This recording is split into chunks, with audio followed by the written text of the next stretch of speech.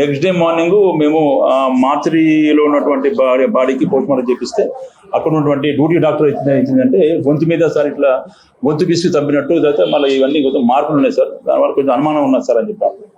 మేము అదే చెప్పినాం. ఏంటంటే మేము ఆల్రెడీ మీకు కేసు చేయడం కూడా మేము 174 CRPC చేసినాం కాబట్టి పాత సెక్షన్ ప్రకారం, అంటే 194 DNS ప్రకారం సెక్షన్ చేసినాం కాబట్టి అనుమానాస్పదంగా చేసినాం కాబట్టి సార్ మీరు ఏది ఇస్తే దాని ప్రకారం మేము సెక్షన్ ఆర్డర్ చేస్తాం అని చెప్పినట్టు డాక్టర్ క్లియర్ కట్గా అది సార్ ఇది మాత్రం సహజ మరణం కాదు, అసహజ మరణం అని ఇచ్చినాడు. బేసింగ్ అందట్టు మేము సెక్షన్ ఆర్డర్ చేసేసి ఇది మర్డర్ కేసు కింద సెక్షన్స్ దాంట్లో పెట్టి ఆ సెక్షన్ ఏదైతుందో సెక్షన్ ఆర్డర్ చేసినప్పుడు మన విషయం కూడా జ్యుడిషియరీ మన కోర్టు వాళ్ళకి మేము దాన్ని పెట్టడం జరిగింది. ఈ 194 BNSS సెక్షన్ నుంచి 103, 238, 249 డెడ్ విత్ 3 Class 5 BNS చాదగఢ్ పొజిషన్ మన పొజిషన్లో సెక్షన్ మనం యాడ్ చేసేసి దానికి పెట్టడం జరిగింది. అంటే 103 అంటే మన పాత చట్టాల ప్రకారము మర్డర్ కేసు స్టేట్ అవి 302 కింద వస్తుంది కాబట్టి ఆ సెక్షన్ ఆర్డర్ చేసినాం. ఇమీడియట్గా ఏంటంటే ఇక్కడ మనం ఉన్నటువంటి వాళ్ళ హస్బెండ్ ఎవరైతే చనిపోయిందో వాళ్ళ హస్బెండ్ వినయ్ని ప్లస్ మళ్ళీ వాళ్ళ హస్బెండ్ వాళ్ళ అక్క సరిత అని చెప్పి తుమ్మలపల్లి సరిత, దాంతోపాటు వాళ్ళ హస్బెండ్ ఎవరైతే చనిపోయిందో వాళ్ళ హస్బెండ్ వాళ్ళ అన్న కొడుకు నిహాల్ ఎలియాస్ బిట్టు, వాళ్ళ ముగ్గురు కూడా విచారణ నిమిత్తం వాళ్ళని కస్టడీ తీసుకోవడం జరిగింది. ఈ రోజు మార్నింగ్ వాళ్ళు ఇంటికాడ ఉన్నట్టు మన ఇన్ఫర్మేషన్ రాగానే మాకు వాళ్ళని అరెస్ట్ చేయటం, దాంట్లో క్లియర్ కట్గా మన ఇంటర్వ్యూషన్ చేయగా దాంట్లో క్లియర్ కట్ వాళ్ళు జరిగిన విషయాన్ని వాళ్ళు యాక్సెప్ట్ చేయటం. దాంట్లో ఎవరైతే ఉన్నదో ఈ తుమ్మలపల్లి సరిత, అంటే ఇప్పుడు చనిపోయిన ఎవరైతే లేడీ ఉన్నదో ఆ చనిపోయిన లేడీ పేరు మూగల శిరీష. ఈ లేడీ వల్ల ఈ హస్బెండ్ ఎవరైతే ఉన్నాడో మూగల సింగం వినయ్ కుమార్ వాళ్ళ అక్క తుమ్మలపల్లి సరిత యాక్చువల్గా క్లియర్ కట్గా దాన్ని యాక్సెప్ట్ చేసింది. సార్ యాక్చువల్గా నా ద్వారానే ఇట్లా జరిగింది విషయం అని చెప్పారు. ఇమీడియట్గా మేము ఏంటంటే మేము గవర్నమెంట్ యొక్క పంచుల్ని పిలిపించడం, గవర్నమెంట్ పంచుల ద్వారా వాళ్ళ సమక్షంలోనే ఆమె ఇచ్చినటువంటి కన్ఫెషన్ స్టేట్మెంట్ క్లియర్ కట్గా దాన్ని రికార్డ్ చేయడం, దాన్ని అదే టైంలో దాన్ని వీడియోగ్రఫీ చేయడం జరిగింది. దాంట్లో ఆమె ఇచ్చిన స్టేట్మెంట్ ఏంటంటే యాక్చువల్గా ఈ ఇన్వెస్టిగేషన్ పాయింట్ ఆఫ్ వ్యూలో ఎవరైతే ఇప్పుడు ఈ చనిపోయిన ఎవరైతే ఉన్నదో ఈ చనిపోయిన ఆమె ఫస్ట్ యాక్చువల్గా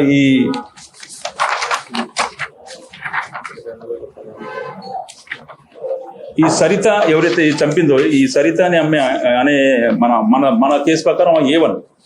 ఈ సరిత ఫస్ట్ సన్ రైజ్ హాస్పిటల్లో పనిచేస్తున్నప్పుడు ఈమె పరిచయం అయింది. చనిపోయిన ఎవరైతే శిరీష ఉందో శిరీష పరిచయం అయిన తర్వాత ఈ శిరీష ఆ బ్యాక్గ్రౌండ్ అని తెలుసుకుంటే శిరీష చెప్తే నాకు ఎవరు లేరు, నాకు అనాథం చెప్పడం వల్ల యాక్చువల్గా శిరీష కూడా హాస్పిటల్ పనిచేస్తుంది కాబట్టి అదే సన్ రైజ్ హాస్పిటల్లో ఎవరైతే ఇప్పుడు శిరీష వాళ్ళ హస్బెండ్ వినయ్ కూడా అక్కడ మార్కెటింగ్ దాంట్లో పనిచేస్తున్నప్పుడు సరే మా తమ్ముడు ఉన్నాడు, మా తమ్ముడిని మ్యారేజ్ చేసుకుంటాం అని చెప్పిన తర్వాత ఆమె కొంచెం రోజులు టైం తీసుకుని తర్వాత ఆ మ్యారేజ్కి ఆమె యాక్సెప్ట్ చేయడం జరిగింది. ఆ మ్యారేజ్ అయిన తర్వాత వాళ్ళ కొన్ని రోజులు చాలా హ్యాపీగా బతికినారు. దాని తర్వాత మళ్ళీ వాళ్ళకి ఒక పాప పుట్టింది.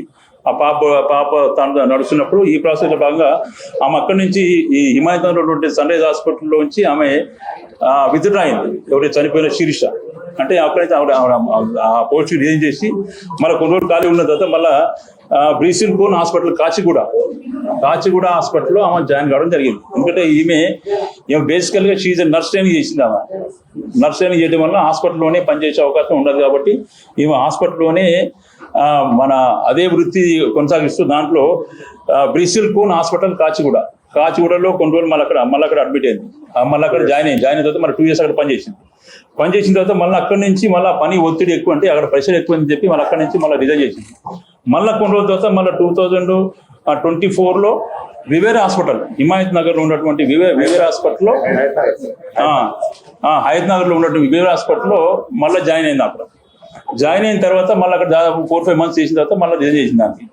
అయితే ఇప్పుడు ఎవరైతే ఈ సరిత ఉన్నదో ఎవరైతే ఇప్పుడు ఈ అమ్మాయిని ఇప్పుడు చంపిందో ఈ సరిత ఏమంటుందంటే అదే విషయంలో ఇద్దరి మధ్య రప్చర్ అయింది. ఇప్పుడు 1-3-2025 నైట్ 23:40 నైట్ 20:40 అవర్స్లో ఈ A1 ఎవరైతే సరిత కాను ఈ చనిపోయిన లేడీకి అక్కడ రప్చర్ అయింది. రప్చర్ ఎందుకు ఏంటంటే నువ్వు మాటికి నువ్వు అక్కడ జాబ్ చేస్తావు ఇక్కడ జాబ్ చేస్తావు రిజైన్ చేస్తాను, మరి ఏంది కారణం ఏంది అంటే నీకు ఒక స్టెబిలిటీ ఉంటుందా అని చెప్పని అన్నప్పుడు ఆ మాట మీద ఇద్దరి మధ్యలో బాగా రప్చర్ అయినప్పుడు నీ చరిత్ర నా తెలుసు అని చెప్పనగానే ఆమె అంటుంది నీ చరిత్ర నా తెలుసు, నీ బ్యాక్గ్రౌండ్ మొత్తం నా తెలుసు అని చెప్పి ఎవరైతే చనిపోయిన అమ్మాయి ఎవరైతే చంపిందో సరిత, మీ హస్బెండ్ ఇక్కడ లేడు, అంటే ఈ సరిత వాళ్ళ హస్బెండ్ ఒమాన్లో ఉంటాడు.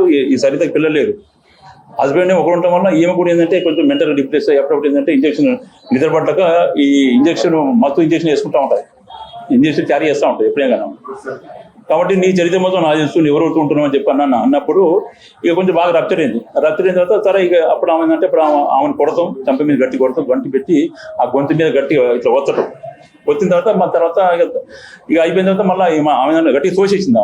తోసేసిన తర్వాత ఆమె కింద పడిన తర్వాత ఇక మళ్ళీ ఎవరు వాళ్ళు వెళ్ళిపోయిన తర్వాత మళ్ళీ వచ్చి మళ్ళీ సారీ చెప్పిన తర్వాత మళ్ళీ ఏంటంటే ఇక ఇద్దరు అయిన తర్వాత నెక్స్ట్ డే మార్నింగ్ మాడతాం నీ సంగతి చెప్తా అని చెప్పి అన్న తర్వాత ఎవరు రూమ్లో వాళ్ళు వెళ్ళిపోయిన తర్వాత ఎవరైతే చనిపోయిందో శిరీష, అక్కడ నాకు కొంచెం అని అనిపిస్తుంది, నాకు నిద్రపడుతుంది, తనలోకి వస్తుంది అది చెప్పంటే ఈమె దగ్గర ఎప్పుడు ఈమె క్యారీ చేస్తుండే కదా మెడాజోలామ్ ఇంజక్షన్, మత్తు ఏదైతే ఇంజక్షన్ ఉందో ఆ మత్తు ఇంజక్షన్ అంటే నీ దగ్గర అప్పుడప్పుడు ఉంటుంది కదా నాకు నిద్రపడుతుంది నాకు అది ఇయ్యక అని చెప్పి అంటే ఈమె అప్పుడు యాక్చువల్లీ అది కొంచెం వాటర్లో కలిపి దాని ద్వారా ఇవ్వాలి. ఈమె ఆల్రెడీ మనసులో పెట్టుకుంది, అంటే నా గురించి మొత్తం రేపు పొద్దున నెక్స్ట్ డే మార్నింగ్ అందరూ చెప్తా ఉంటుంది కాబట్టి ఖచ్చితంగా నా హస్బెండ్కి ఇవన్నీ తెలిసే అవకాశం ఉంటుంది కాబట్టి ఖచ్చితంగా ఇవన్నీ తీసేయాలని ఉద్దేశంతోనే ఆమె ఐ డోస్ 5 cc అంటే ఐ డోస్ ఉంటుంది, అది డైరెక్ట్గా ఆమెకి అది ఇంజెక్ట్ చేయడం జరిగింది. ఇంజెక్ట్ చేసిన తర్వాత ఆటోమేటిక్ ఏంటంటే అది హై డోస్ కాబట్టి ఆ మత్తులోకి వెళ్ళిపోయిన తర్వాత ఈమె ఆల్రెడీ మనసులో ఉన్నది ఎట్లా ఎట్టిపడు నెక్స్ట్ మార్నింగ్ దగ్గర నా ఫ్యామిలీ అంతా రప్చర్ అయితే చేసుకొని ఆమె మత్తులో ఉన్నప్పుడు ఈమె పోయి ఏంటంటే ఆ పిల్లోకి ఇల్లు పెట్టి పోతేసింది. ఆ మత్తులోనే ఆమె చనిపోవడం జరిగింది.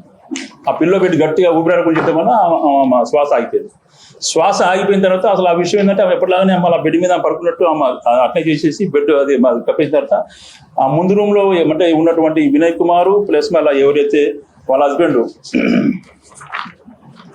వినయ్ కుమార్ వాళ్ళ అన్న కొడుకు నిహాల్ కుమార్ ఎలియాస్ బిట్టు వాళ్ళకి నెక్స్ట్ డే మార్నింగ్ చెప్పింది, ఇట్లా రాత్రి ఇట్లా అయింది నేను ఇట్లా చేసినాను అది చెప్పన్నాక వాళ్ళు చేసిన మిస్టేక్ ఏంటంటే వాళ్ళు చేసిన బ్లండర్ మిస్టేక్ ఏంటంటే యాక్చువల్లీ ఆ పాయింట్ ఆఫ్ వ్యూలో వాళ్ళు తెలంగాణ ఇమీడియట్గా వాళ్ళు పోలీస్కి ఇన్ఫార్మ్ చేయకుండా వాళ్ళు ఆమెని సేవ్ చేస్తానికి, అంటే వాళ్ళ అక్కని కాపాడటానికి, అంటే సాక్ష్యాలు లేకుండా చేస్తానికి ఉద్దేశంతో ఆమె ఏదో సహజ మరణం అన్నట్లు క్రియేట్ చేస్తానికి ఇమీడియట్గా అప్పటికప్పుడు అంబులెన్స్ పిలవడం, అంబులెన్స్ తీసుకొచ్చేసి ఇక్కడ ఈ హాస్పిటల్ దగ్గర చూపిస్తే ఈ హాస్పిటల్ ఏంటంటే ఆల్రెడీ ఇది మా దగ్గర రాగానే చనిపోయిందండి, మా దగ్గర రాకుండా చనిపోయింది కాబట్టి తీసుకెళ్ళిపోండి అని చెప్పంటే అప్పుడు కూడా వాళ్ళు మాకు పోలీస్కి ఇన్ఫార్మ్ చేయలేదు.